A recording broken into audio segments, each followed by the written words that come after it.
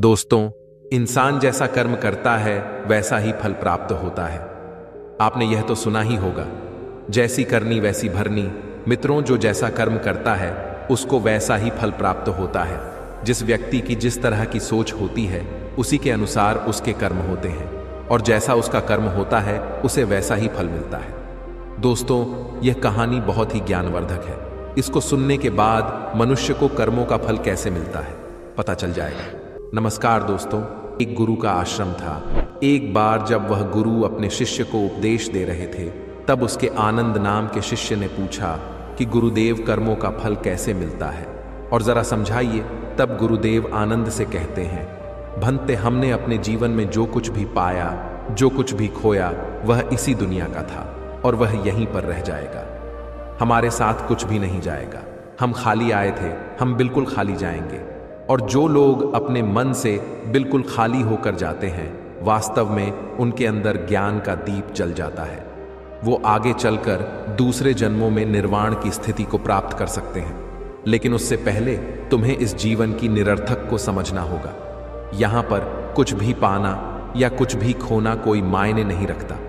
हर इंसान को बचपन के दिन प्रिय क्यों होते हैं? क्योंकि उस समय उसे कोई भी चिंता ही नहीं रहती। वह आजाद होता है, उसके मन में कोई लालसा नहीं होती। जिस काम में भी लग जाता है उसी में मग्न हो जाता है। लेकिन जैसे जैसे इंसान की आयु बढ़ने लगती है, वैसे वैसे उसकी इच्छाएं, उसकी कामनाएं दिन ब दिन बढ़ती जाती हैं। और इसीलिए अक्सर इंसान भविष्य की तैयारी में लगा रहता है या फिर अतीत के बारे में सोचता रहता है और वह वर्तमान में जीना भूल जाता है। वहीं अगर हम किसी छोटे बच्चे को देखें तो उसके लिए कोई भविष्य या कोई अतीत नहीं होता। उसके लिए तो बस वर्तमान होता है और इसीलिए वह वर्तमान में पूरा आनंदित होकर रहता है। गुरुदेव कहते हैं, भंते, आज मैं तुम्हें एक कहानी सुनाता हूं जिससे तुम्हें पता चल जाएगा कि मनुष्य को उसके कर्मों का फल कैसे मिलता है। बहुत समय पहले की बात है। एक बहुत ही बड़ा प्रसिद्ध नगर था। उस नगर में एक राजा रहता था। वह राजा जब धीरे धीरे बूढ़ा होने लगा तो उसकी जो रानियां थीं वह उस राजा की उपेक्षा करने लगी थी। राजा रानियों की उपेक्षा को बर्दाश्त नहीं कर सका और वह चिंतित रहने लगा। एक दिन उसने अपने वैद्य को बुलवाया और उस वैद्य से कहा कि हे वैद्य राज, क्या आप कोई इस तरह की दवाई को तैयार कर सकते हैं जो मेरी खोई हुई जवानी को वापस कर सके। उस वैद्य ने सोचा कि यह राजा तो बड़ा ही मूर्ख है। यह फिर से जवान होना चाहता है। यह जानता है कि इस संसार में व्यक्ति यदि एक बार बूढ़ा हो गया तो दोबारा वह जवान नहीं हो सकता है। और यह मुझसे कह रहा है कि मुझे ऐसी दवाई तैयार करके दो जिससे मेरी खोई हुई जवानी वापस आ जाए। यह राजा जब इतना मूर्ख है तो इससे धन निकलवाना कोई बुरी बात नहीं है। इसीलिए मैं कोई ऐसी तरकीब लगाता हूं जिससे यह राजा मेरी ही चाल में फंस जाए। उस वैद्य के मन में राजा के प्रति जो भावना थी वह अच्छी नहीं थी। वह उससे धन लेना चाहता था और उस राजा की मूर्खता पर वह उसका राज्य पाठ भी हड़प करना चाहता था। उस वैद्य ने कहा कि राजन, दवा तो मैं तैयार कर सकता हूं और उस दवा से मैं जानता हूं कि आपको पूरी तरह से लाभ भी होगा। लेकिन इसके लिए मेरे द्वारा जो भी बातें हैं वह आपको स्वीकार करनी होगी और उसका आपको पालन भी करना होगा। राजा ने पूछा कि कौन सी बातें हैं। उस वैद्य ने कहा कि इसके लिए आपको करीब 8 महीने तक तहखाने में रहना होगा। राजा ने कहा कि किस लिए? वैद्य ने कहा कि यह दवा तभी अपना प्रभाव डाल पाएगी जहां पर सूर्य की किरण न पहुंच सके। तहखाना ऐसी जगह है जहां पर सूर्य की किरण नहीं पहुंच सकेगी और यह दवा तभी अपना प्रभाव कर पाएगी। वैद्य ने कहा कि आपको यदि जवान होना है, आप बुढ़ापे से छुटकारा पाना चाहते हैं, तो यह त्याग आपको करना होगा। वैद्य की बात सुनकर राजा ने कहा कि ठीक है वैद्य राज, मैं तहखाना बनवाने का आदेश देता हूं। जब तक तहखाना तैयार होता है तब तक आप मेरे लिए दवाओं को तैयार कर दीजिए।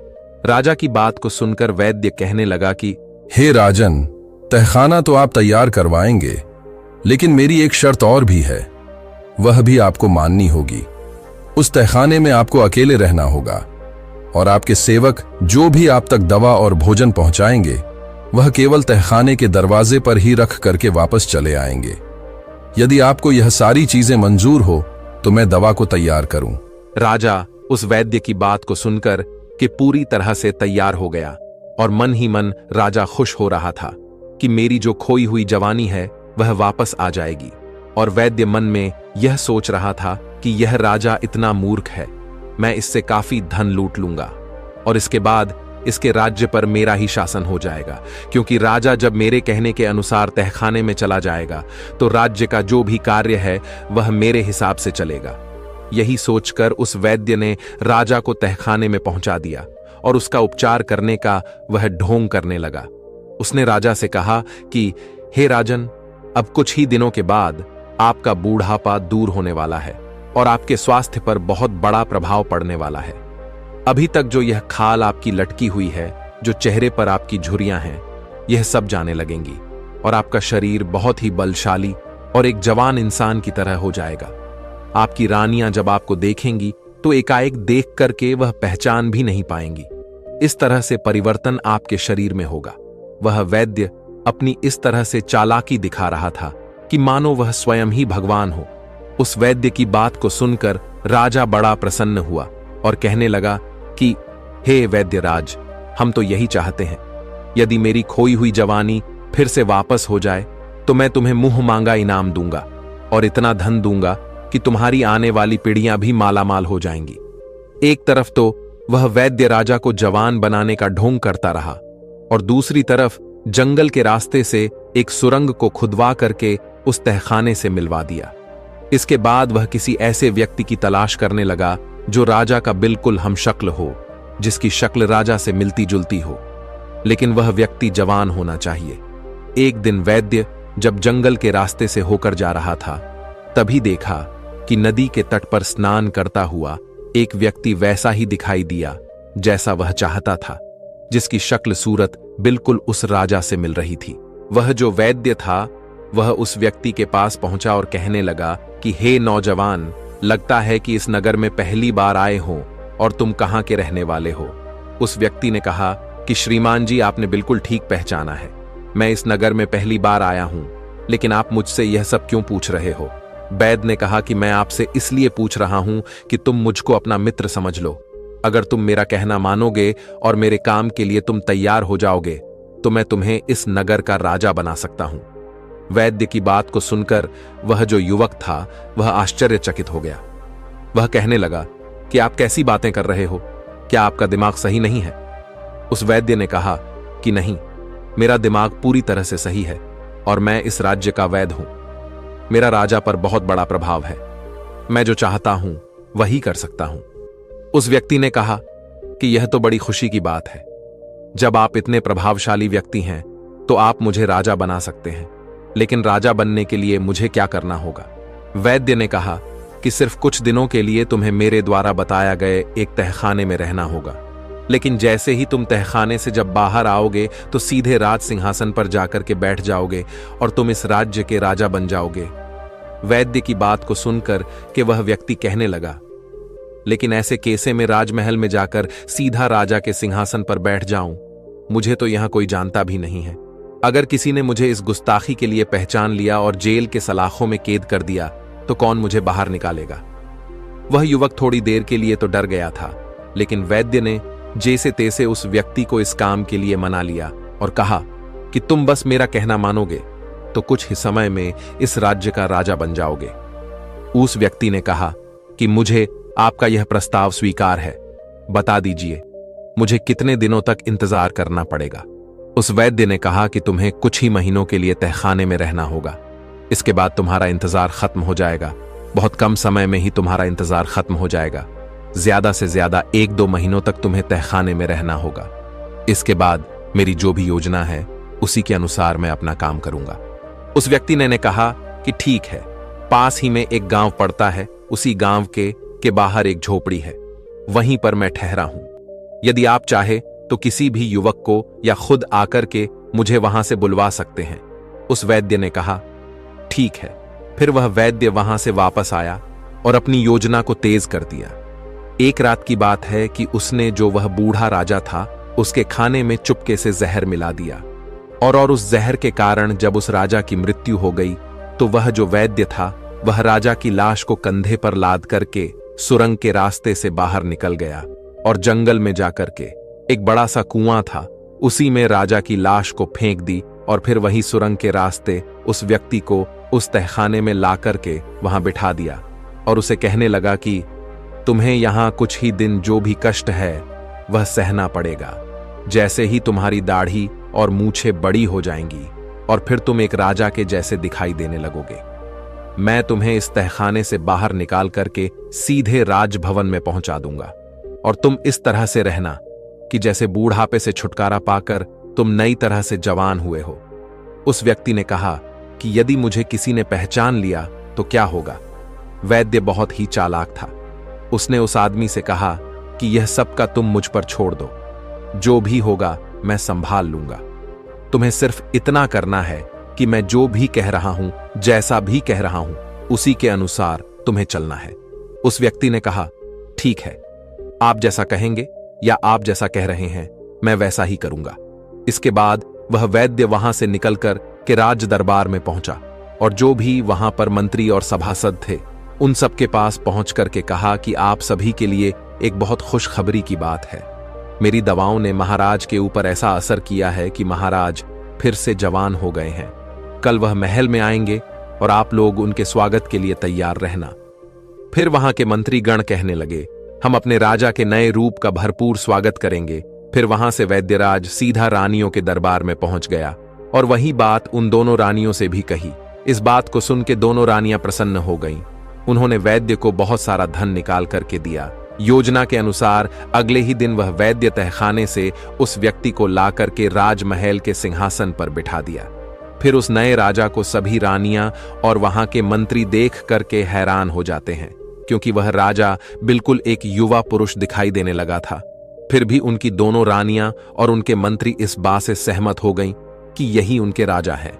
इतना ही नहीं, उस वैद्य ने राजा बने युवक से यह भी कहा कि राजन, आपका जो पुराना नाम था वह आप बदल दीजिए, क्योंकि अब आपका शरीर भी नया हो गया है, इसलिए आपका नाम भी नया होना चाहिए। उस व्यक्ति ने कहा कि वैद्य जी, आपसे अच्छा नाम और कौन रख सकता है? जब आपने मुझे बूढ़ापे से जवान बना दिया है तो आप एक अच्छा सा नाम सोच करके रख दीजिए। फिर उस वैद्य ने जो भी नाम राजा का रखा वह सभी को पसंद आया और सभी ने उसकी सराहना की। अब एक नए नाम से वह राजा प्रसिद्ध हो गया था। उसी नए नाम से उस राजा की राजमहल में जय जयकार होने लगी। कुछ दिन तो राजा और जो वैद्य था वह सब एक दूसरे के इशारों पर चलते रहे, लेकिन परिस्थितियां उसके अनुकूल जब हो गईं और सब कुछ सामान्य हो गया तो उसने वैद्य की उपेक्षा करना शुरू कर दिया। यह देख करके वह वैद्य जो था वह बड़ा दुखी हो गया।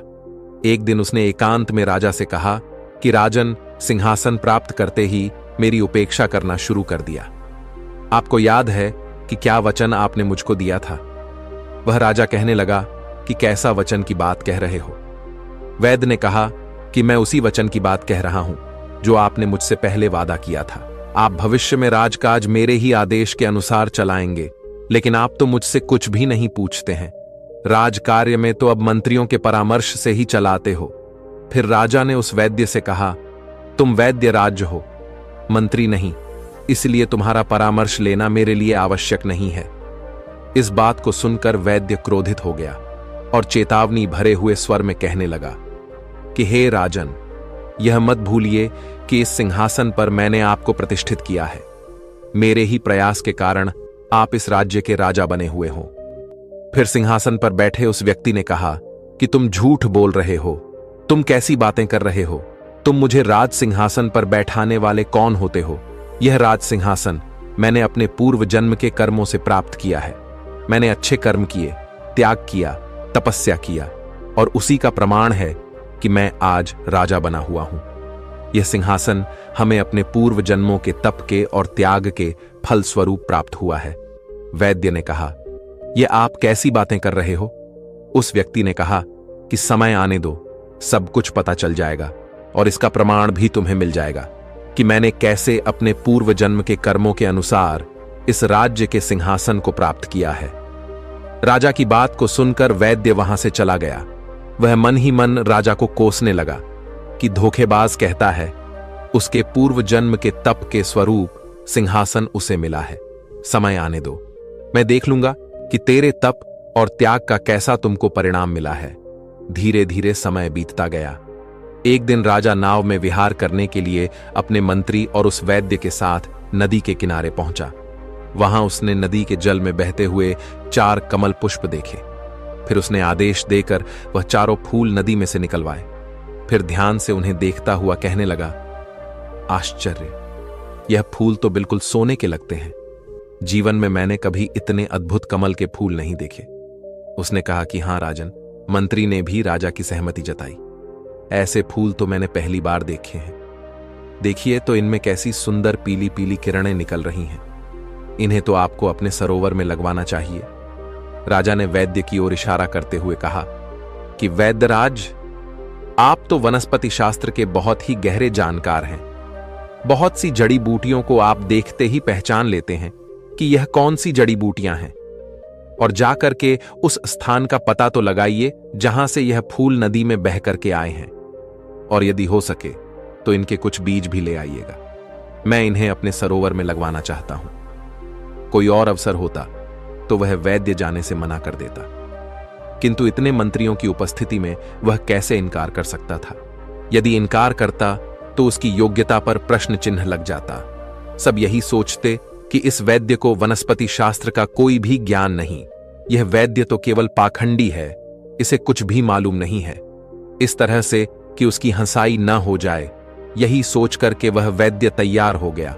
नदी के बहाव के विपरीत दिशा में चलता हुआ वैद्य उस नदी के स्थल पर पहुंचा जहां उसने एक बहुत पुराना ऐसा मंदिर देखा जो खार में तब्दील हो चुका था। उस मंदिर का अधिकतर जो हिस्सा था वह ध्वस्त हो चुका था। सिर्फ वही कक्ष कुछ अच्छी हालत में बचा हुआ था, जिसमें भगवान एक की मूर्ति थी। भगवान की मूर्ति को देख करके उस वैद्य ने भगवान को प्रणाम किया। फिर उससे कक्ष बाहर निकाल करके मंदिर के प्रांगण में पहुंचा और इधर उधर निगाह दौड़ाने लगा।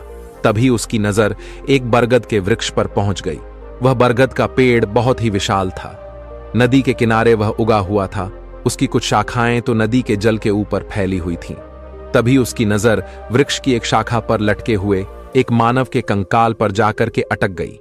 नर कंकाल बरगद की एक मोटी सी शाखा पर लटका हुआ था। उसकी टांगे आकाश की ओर थीं और सिर नदी के जल से कुछ ऊपर था।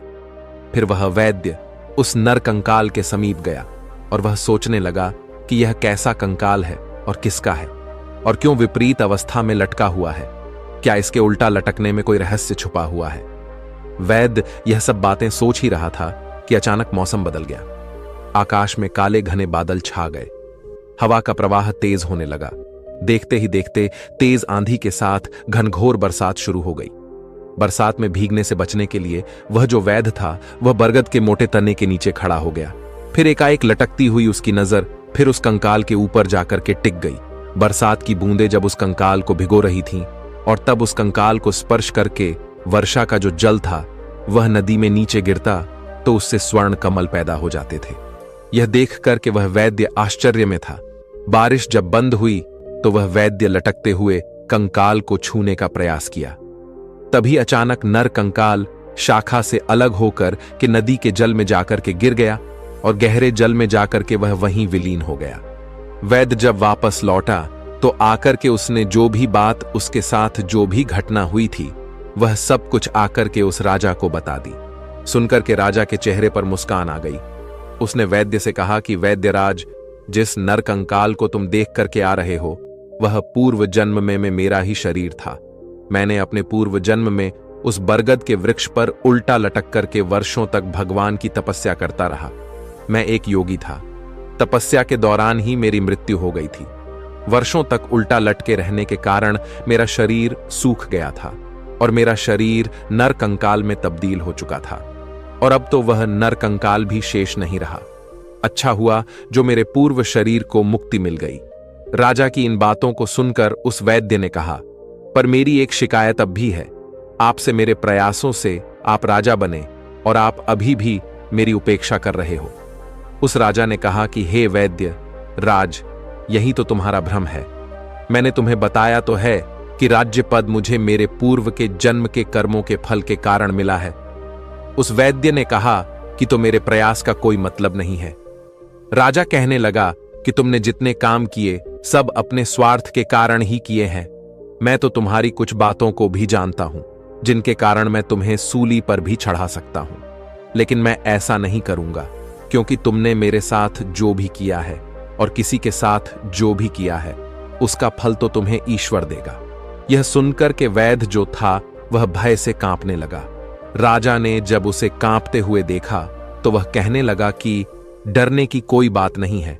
विश्वास रखो कि मैं तुम्हें सूली पर लटकाने का आदेश नहीं दूंगा, क्योंकि मैं जानता हूं जन्म मरण हानि लाभ यह सब कुछ भगवान की इच्छा से ही होता है। अपने पूर्व जन्म के कर्मों का फल मैं इस जीवन में राजा बनकर के भोग रहा हूं। तुम अपने कुछ कर्मों का फल अगले जन्म में भोगोगे। इस जन्म में ही तुम्हारे जो लोभ है उसका फल तुम्हें भोगना पड़ेगा। अब जाओ, तुम उस दिन का इंतजार करो कि जब तुम्हें तुम्हारे कर्मों का फल लौट करके तुमको मिलेगा। उस राजा की इन बातों को सुनकर कि वह वैद्य बड़ा उदास हुआ और वहां से चला गया और अपने घर में जाकर के पलंग पर लेट गया। समय बीतता रहा, राजा का कहा हुआ सही हो गया।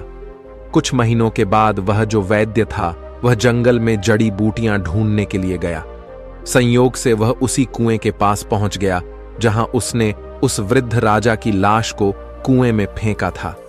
उस कुएं में अब एक ऐसी ही झाड़ी उगाई थी जिसकी टहनियां कुएं के बाहर तक फैली हुई थीं। उन टहनियों में पीले रंग के सुंदर फूल खिले हुए थे। वैद्य उन फूलों को देखकर उन पर मंत्रमुग्ध हो गया और उनको तोड़ने के लिए वह अपने आप को रोक ना सका। वह कुएं के पास जैसे पहुंचा और नीचे झुककर के जैसे ही फूल तोड़ने का प्रयास करने लगा, एकाएक उसका पैर फिसला और वह उसी कुएं में जाकर के गिर गया। वैद्य ने सहायता के लिए बहुत ही आवाज लगाई, लेकिन उस सुनसान घने जंगल में उसकी आवाज कोई नहीं सुन सका। उसे बचाने के लिए कोई भी नहीं आया। मित्रों, वही परिणाम हुआ। भूखा प्यासा वैद्य उस कुएं में तड़प तड़प करके मर गया। मनुष्य को अपने बुरे और अच्छे कर्मों का फल प्रत्येक मनुष्य को एक एक न एक दिन भोगना पड़ता है। इसलिए हर व्यक्ति को अपने जीवन में हमेशा अच्छा करना चाहिए। ना तो किसी का बुरा सोचना चाहिए और ना तो किसी के साथ बुरा करना चाहिए और ना ही किसी को कष्ट देकर रुलाना चाहिए। जो मनुष्य अपने जीवन में एक सच्चा व्यक्ति बनकर के रहता है, हमेशा उसी की जीत होती है। मनुष्य को सत्कर्म करना चाहिए। सभी व्यक्तियों का मान सम्मान यश कीर्ति सत्कर्म से ही प्राप्त होगी और सदाचार से ही प्राप्त होंगी। यही मनुष्यों का सच्चा और अच्छा जीवन होता है। हर व्यक्तियों को अपने जीवन में इसी राह पर चलना चाहिए। मुसीबत से घिरे रहते हैं। इस तरह गुरुदेव ने आनंद को यह पाठ पढ़ाया। उम्मीद करता हूं आप लोगों को यह कथा पसंद आई होगी। तो दोस्तों, कैसी लगी आपको ये कहानी? आप हमें कमेंट सेक्शन में जरूर बताना, और अच्छी लगी हो तो इस चैनल को सब्सक्राइब जरूर कर लेना। तो चलिए मिलते हैं ऐसी ही कोई नई कहानी में। एक समय की बात है, गांव से कुछ दूर एक जंगल में एक महात्मा का आश्रम था। वह बहुत ज्ञानी थे। उनसे लोग दूर दूर से ज्ञान प्राप्त करने आते थे। एक दिन वह महात्मा उपदेश दे रहे थे। तभी उनके एक शिष्य ने पूछा, गुरुदेव, मैं यह जानना चाहता हूं, मनुष्यों को पूर्व जन्म का कर्ज भी चुकाना पड़ता है और मृत्यु के बाद मनुष्य की आत्मा अपने साथ वह कौन कौन सी चीजें हैं जो साथ लेकर जाती है, तथा उन सभी का प्रभाव मनुष्य की मृत्यु के बाद किस तरह से रहता है? महात्मा ने कहा, भंते, आज आपने जो प्रश्न किए हैं वह समस्त मानव जाति के कल्याण हेतु अत्यंत महत्वपूर्ण है।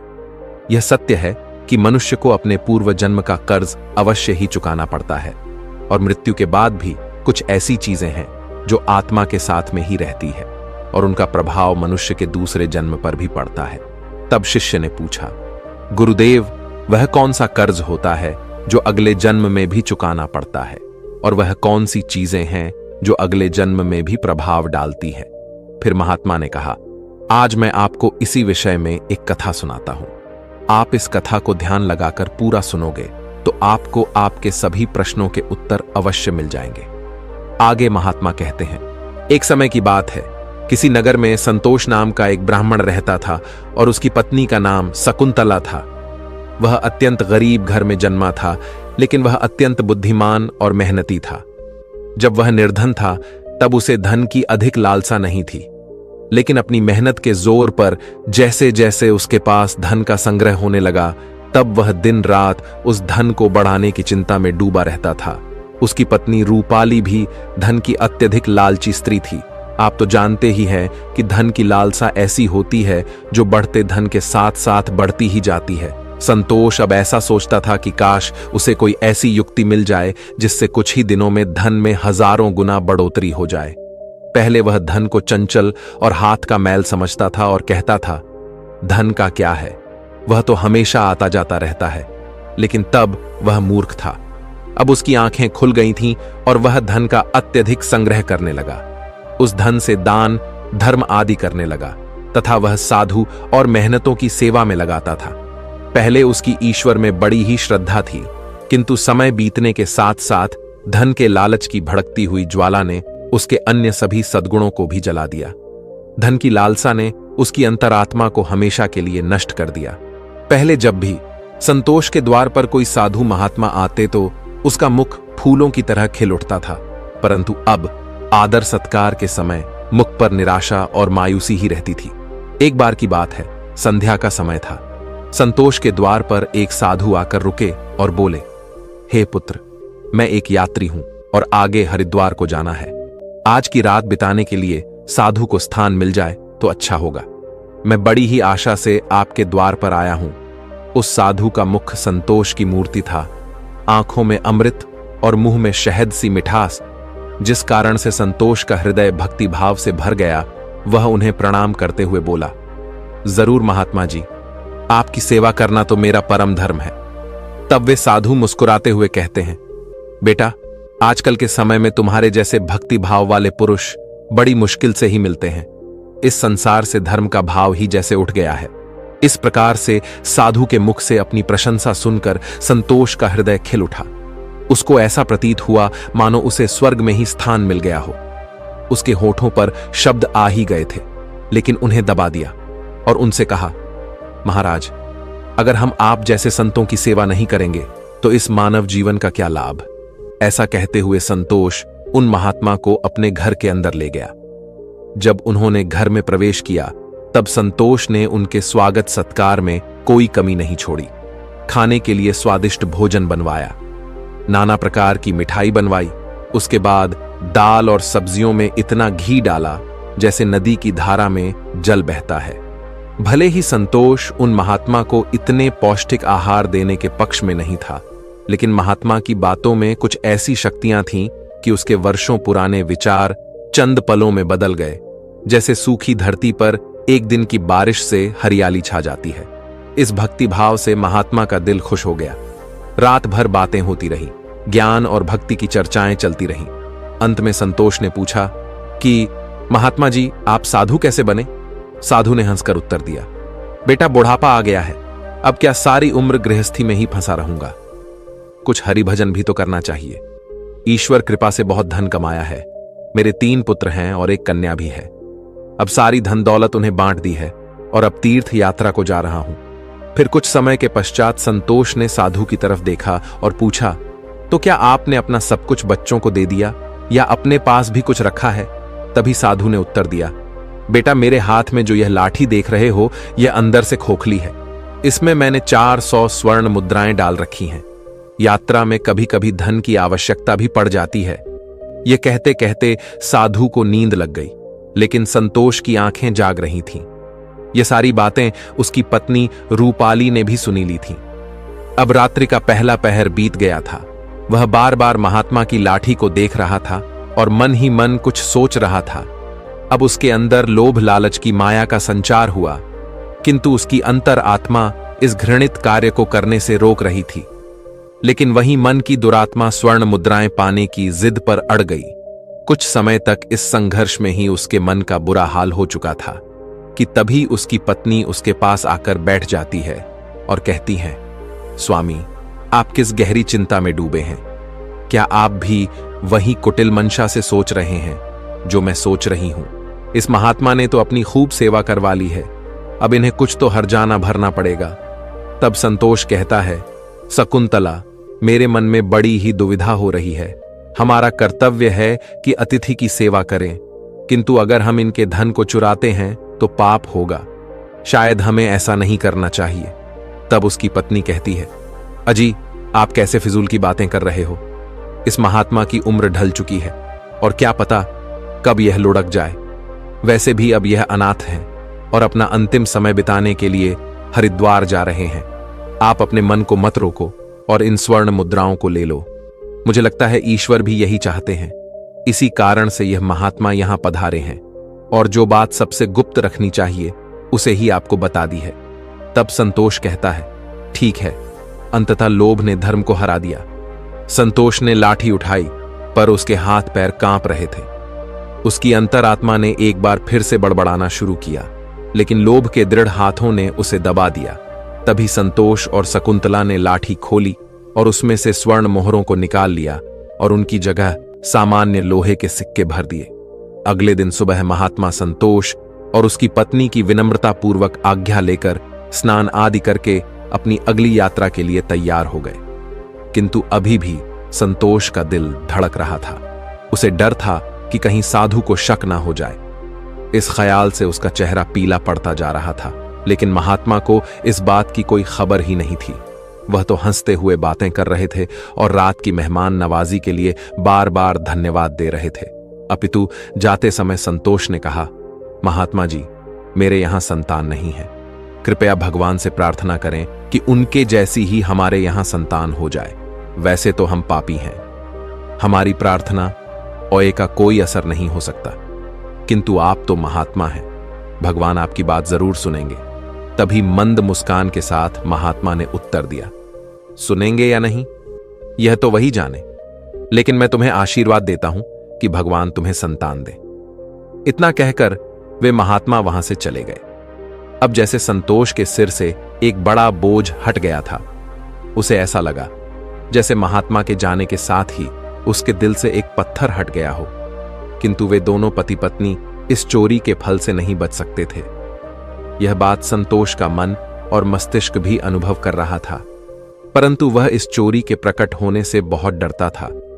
चोरी का प्रकट होना प्रत्यक्ष था, किंतु उसका फल भविष्य के किसी पर्दे में चुपचाप छिपकर सही अवसर की प्रतीक्षा में था। मनुष्य वर्तमान समय के सामने भविष्य की परवाह नहीं करता है। वहीं दूसरी ओर जब वह महात्मा हरिद्वार पहुंचे तो उनका हृदय अत्यंत प्रसन्न हो गया। यहां साधु संतों को देखकर ऐसी प्रसन्नता हुई मानो उन्हें सभी देवताओं के साक्षात दर्शन हो गए हों। उनका मन ईश्वर भक्ति में लीन हो गया। फिर रात को महात्मा वहीं संतों के साथ आश्रम में सो गए।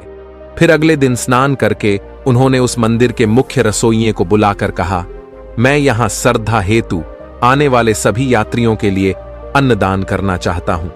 यही एक इच्छा मेरी बाकी है। कृपया आप हमें बताएं कि सभी लोगों के भोजन, निवास और वस्त्र दान के लिए कितना खर्च हो सकता है। तभी उस व्यक्ति ने कुछ हिसाब करते हुए बताया कि महाराज, अन्नदान, निवास और वस्त्र दान और अन्य सभी प्रकार के कार्यों के लिए कुल 300 स्वर्ण मुद्राएं लग सकती हैं तथा 20-30 से कम अधिक लग सकती हैं। क्या आपके पास इतना ज्यादा और पर्याप्त धन है? महात्मा ने कहा, ठीक है, मैं इसका प्रबंध करता हूं। महात्मा ने कहा, आप बस कल के सभी कार्यक्रमों का आयोजन करो। कहकर वे गंगा स्नान के लिए चले गए। फिर अगले दिन उनके कहे अनुसार उस रसोइये ने पूरा आयोजन किया। हरिद्वार के परिसर में बड़ी ही धूमधाम और खुशी के साथ अन्नदान, वस्त्रदान, भजन आदि कार्यों को संपन्न किया। वहां मौजूद सभी लोग देखकर खुशी से कहने लगे, महात्मा स्वयं गरीब होकर कितने उदार हैं और जिनके पास धन की कोई कमी नहीं होती, वे व्यर्थ के दिखावे में लुटा देते हैं, परंतु धर्म की राह पर एक कौड़ी भी खर्च नहीं करते। यह एक नेक दिल मनुष्य है जिसने अपना धर्म समझा और धर्म के सामने धन का मोह नहीं देखा। अपनी प्रशंसा सुनकर महात्मा की खुशी का कोई ठिकाना न रहा। उनका हृदय आनंद से प्रसन्न हो रहा था, किंतु दूसरी ओर उसका भाग्य रो रहा था। जब संध्या हुई, महात्मा ने अपने कमरे का दरवाजा बंद किया और लाठी को खोलकर देखा तो लाठी के अंदर लोहे के सिक्कों को देखकर उसका हृदय कांप गया। उसे ऐसा प्रतीत हुआ मानो वह कोई भयानक स्वप्न देख रहे हों। उसे अपनी आंखों पर यकीन नहीं हो रहा था। वह चाहते थे कि यह स्वप्न जल्द से जल्द टूट जाए, पर यह कोई ऐसा स्वप्न नहीं था जिससे नींद खुल जाए। उसने बार बार अपनी आंख मलमल कर देखा, पर सिक्के वहीं थे, लोहे के। अब उस महात्मा को थोड़ी ही देर में रसोइये को हिसाब करके उनका धन लौटाना था। उसने सोचा, अब क्या होगा। अपमान की छवि उसकी आंखों के सामने खींच गई। वह कहने लगा, हे प्रभु, आप मुझे क्षमा करें। महात्मा कांपते हुए खड़े हो गए। उन्हें अपमान का ख्याल अपमान से भी ज्यादा डरावना लग रहा था। अब उनमें इसे सहन करने की शक्ति नहीं थी। वे कुछ देर तक सोते रहे और उन्होंने अचानक से दरवाजा बंद कर लिया और साथ ही उम्मीदों के द्वार भी बंद हो गए। महात्मा ने चारपाई की रस्सियों को निकाला और उन्हें छत से लटका दिया। अब मौत दरवाजे पर खड़ी थी कि तभी महात्मा की अंतरात्मा ने उपदेश दिया। दिमाग ने भी सलाह दी कि यह तुम क्या कर रहे हो। आत्महत्या सबसे बड़ा निंदनीय कर्म है, ऐसा मत करो। पर निराशा ने हर तरफ से हरा कर रख दिया। महात्मा का चेहरा मृत व्यक्ति की तरह सफेद पड़ गया था। तब उसने चारपाई पर खड़े होकर अपनी गर्दन में फंदा डाला और कांपते हुए पैरों से चारपाई को ठोकर मार दी। वह महात्मा फांसी पर झूल गए और उसकी मौत हो गई। जहां सुबह बहुत सुखपूर्वक और शांत थी, लेकिन किसे पता था कि शाम इतनी दुखद होगी। कुछ ही समय बाद यह घटना का चारों ओर फैल गई। यह सब देखकर उस रसोइये ने ही महात्मा का अंतिम संस्कार किया और फिर से भगवान का नाम लेकर अपने काम में लग गया। वो महात्मा तो मर गए, लेकिन उनका आशीर्वाद अभी भी जीवित था। 1 साल के भीतर ही वह चोर ब्राह्मण संतोष के घर में एक पुत्र का जन्म हुआ। इस अवसर पर संतोष ऐसे प्रसन्न था मानो सारे संसार का धन उसे मिल गया हो। अब तो अंधेरे घर में प्रकाश छा गया था। उसके पैर धरती पर ना पड़ते थे। उसने बालक का नामकरण संस्कार बड़ी ही धूमधाम से किया। इस उत्सव के अवसर पर एक नगर भोज दिया गया। उस दिन संतोष ने अपनी सारी जिंदगी की कंजूसी निकाल दी और धन को पानी की तरह बहाया और बालक का नाम संकेत रखा गया। संकेत बहुत ही सुशील और भगवान का उपासक बालक था। उसकी तीक्ष्ण बुद्धि देखकर आश्चर्य होता था। लोग कहते थे कि यह कुल का नाम बढ़ाएगा। संतोष यह सुनकर फूला न समा आता था। इसी प्रकार 5 वर्ष बीत गए। संकेत शिक्षा ग्रहण करने हेतु आश्रम में गया। वहां भी उसके गुणों का विकास होने लगा। वह हमेशा अपनी कक्षा में प्रथम आया करता था। संतोष यह देखकर ईश्वर को धन्यवाद करता था, लेकिन कभी कभी जब उसे उस महात्मा के साथ अपने दुर्व्यवहार की याद आती तो उसके दिल में चुभन होती और उसकी आत्मा पर एक अनजाना सा डर छा जाता था। उसे बार बार अपने ऊपर गुस्सा आता था। वह अक्सर मन ही मन दुखी होते रहता और मन ही मन कहता कि मेरी बुद्धि कैसी खोटी थी, मैंने ऐसी मूर्खता क्यों की। लेकिन बीता हुआ समय उसके हाथ में नहीं आ सकता था। उसने स्वर्ण की 400 मोहरों को एक लाल वस्त्र में बांधकर संदूक में रख दिया और यह निश्चय किया कि वह उस महात्मा को वापस दे देगा। फिर उसने महात्मा की खोज शुरू कर दी। कई लोगों को भेजा, लेकिन वह उस महात्मा तक नहीं पहुंच सका। इतना समय बीत गया कि अब संतोष उस घटना को भूल गया, परंतु स्वर्ण मुद्राएं अभी भी एक लाल वस्त्र में लिपटी हुई उसी संदूक में पड़ी थी। समय गुजरता गया और संकेत अब 21 वर्ष का हो गया था। साथ ही उसे एक बीमारी ने जकड़ रखा था और संकेत के इलाज में काफी धन का खर्च हो रहा था। फिर एक दिन अचानक संतोष अपनी पत्नी शकुंतला और बेटे संकेत के साथ हरिद्वार के लिए निकल पड़ा। वहां पहुंचकर वे एक आश्रम में ठहरे। वहां संतोष को पता चला कि उनके बेटे संकेत का व्यवहार साधुओं जैसा हो रहा है। उसके अंदर वैराग्य आ रहा है। वह दिन रात साधुओं के डेरे में समय बिताता और जब भी किसी दीन दुखी या गरीब को देखता तो उसकी मदद करता था। इसे देखकर संतोष बहुत परेशान होता था, पर वह कुछ कर नहीं पाता था। संकेत उसकी इकलौती संतान थी। उसका मुख देखकर संतोष का क्रोध शांत हो जाता था। वह बहुत सोचता था, परंतु संकेत के इस स्वभाव का कारण उसे समझ में नहीं आता था।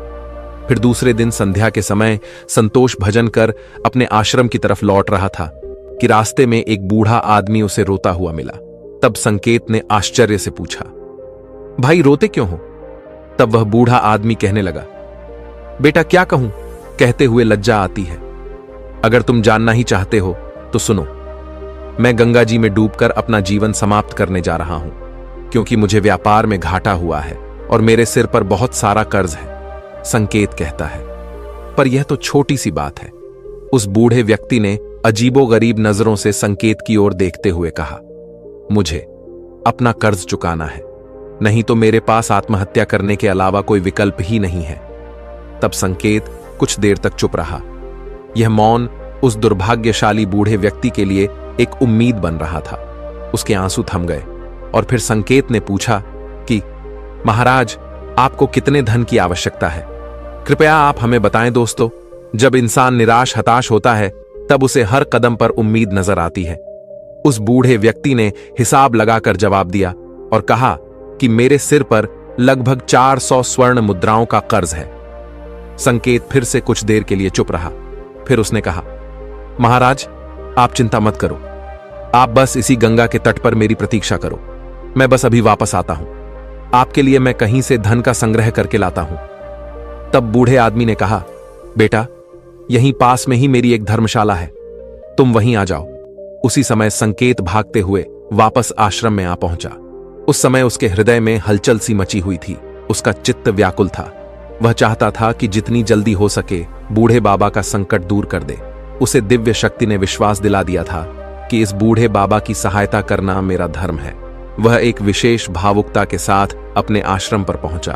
तब उसके माता पिता कहीं बाहर गए हुए थे। अब संकेत का रास्ता साफ हो गया था। उसने संदूक पर जो ताला लगा हुआ था उसे एक पत्थर से तोड़ दिया। फिर संदूक को खंगालना शुरू कर दिया। निराशा ने अपनी जगह बना ली थी, लेकिन आशा ने बंधन बांध दिए थे। तभी अचानक आशा की एक किरण नजर आई। संकेत के हाथ में वह लाल वस्त्र आ गया। उसने उसे कांपते हाथों से खोला और उसका दिल कमल की तरह खिल उठा। उस रुमाल में पूरी 400 स्वर्ण मुद्राएं थीं। यह वही सोने की मुद्राएं थीं जिन्हें संतोष ने कभी एक महात्मा से चुराया था। जब मुद्राओं की गिनती की तो वे पूरी 400 ही निकली। संकेत का दिल प्रसन्नता से भर गया। उसने वह मुद्राएं अपनी जेब में डाली और वस्त्र को वापस संदूक में रख दिया और अति उत्साह के साथ उसी बूढ़े बाबा के पास जा पहुंचा और उन्हें वह मुद्राएं दे दी। दोस्तों, हर व्यक्ति को पूर्व जन्म का कर्ज चुकाना ही पड़ता है।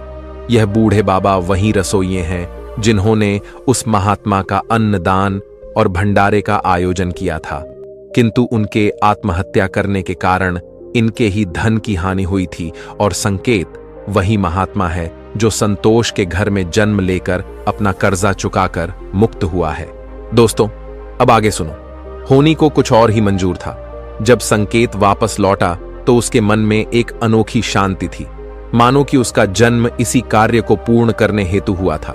अब उसकी बीमारी ने उसके ही प्राणों की आहुति ली। वहीं जब दूसरे दिन सुबह यह बात संतोष और शकुंतला को पता चली कि उनका पुत्र मृत्यु को प्राप्त हो चुका है, तो इस दुख के कारण उनका हृदय अत्यंत पीड़ा से भर गया और निराशा के साथ उन्होंने भी अपने प्राणों को त्याग दिया। जब उन तीनों की मृत्यु हुई तो उसी रसोइये ने उनका अंतिम संस्कार किया। जब उन तीनों की आत्माओं को यमराज के दरबार में लाया गया, तब यमराज ने संकेत को स्वर्ग में भेज दिया। वहीं दूसरी ओर संतोष और उसकी पत्नी शकुंतला को घोर नरक में डाल दिया। तत्पश्चात उन दोनों को ही अपाहिज बनाकर धरती लोक पर कुत्ते के रूप में जन्म देकर वापस भेज दिया। दोस्तों, जो भी मनुष्य अपने जीवन में कर्ज नहीं चुकाते हैं, उन्हें जन्म जन्मांतर तक कष्ट भोगने पड़ते हैं। इसीलिए मनुष्य को किसी भी प्रकार के एहसान और कर्ज को चुकता करना चाहिए। दोस्तों, महात्मा आगे कहते हैं, हे भंते, आपके दूसरे प्रश्न के अनुसार मृत्यु के पश्चात भी 5 ऐसी चीजें हैं जो शरीर का साथ नहीं छोड़ती हैं और मृत्यु के पश्चात भी उस आत्मा के साथ ही रह जाती। यानी मृत्यु के पश्चात जब आत्मा दूसरे शरीर में प्रवेश करती है तो यह चीजें आत्मा के साथ उस नए शरीर में प्रवेश कर जाती हैं। कामना वह पहली चीज है जो मनुष्य की मृत्यु के साथ ही रहती है और अगले जन्म में भी उसके साथ रह जाती है। दूसरी है कर्म। मनुष्य इस जीवन में पुण्य कर्म और अच्छे कर्म करता है तो अगले जन्म में भी उस मनुष्य को सुख शांति और समृद्धि की प्राप्ति होती है। तीसरी है वासना। वासना भी कामना का ही एक प्रकार है। वासना एक ऐसी चीज मानी जाती है जिसका कोई भी अंत नहीं है। मृत्यु की चौखट पर आए हुए लोग भी वासना से मुक्त नहीं हो पाते हैं। इस सांसारिक सुख की चाहत और काम की इच्छा वासना कहलाती है। मन की शांति और ज्ञान ही एकमात्र वस्तु है जो वासना से मुक्ति दिलवा सकती है। चौथी है स्मृति या ज्ञान। बुद्धिमान मनुष्य हमेशा ही बुद्धिमान और विवेकशील रहते हैं, जिस कारण से उन्हें जल्दी मुक्ति की प्राप्ति होती है। और 5वीं बात है कर्ज। यह एक ऐसी चीज है जो मनुष्य के मरने के बाद भी उसका पीछा नहीं छोड़ती है। अगर किसी से कर्ज लिया है तो उसे मरने से पहले जरूर छू देना चाहिए। लिया गया कर्ज और दिया गया कर्ज जन्म जन्मांतर तक उस मनुष्य के साथ ही रहता है। अगर कोई मनुष्य कर्ज लेकर मरता है तो उसका कर्ज परलोक में वापस मांगा जाता है, साथ ही उसे अपने कर्ज की सजा भी दी जाती है। इतना ही नहीं, पुनर्जन्म में उस कर्ज के भरण के तौर पर उस मनुष्य के शरीर के किसी भी हिस्से को अपंग या अपाहिज बना दिया जाता है। अगले मिलने वाले जन्म में भी वो व्यक्ति सुख सुविधाओं से दूर रहता है और हमेशा अपने जीवन में असफल रह जाता है। तो दोस्तों, कैसी लगी आपको ये कहानी? आप हमें कमेंट सेक्शन में जरूर बताना, और अच्छी लगी हो तो इस चैनल को सब्सक्राइब जरूर कर लेना। तो चलिए मिलते हैं ऐसी ही कोई नई कहानी में।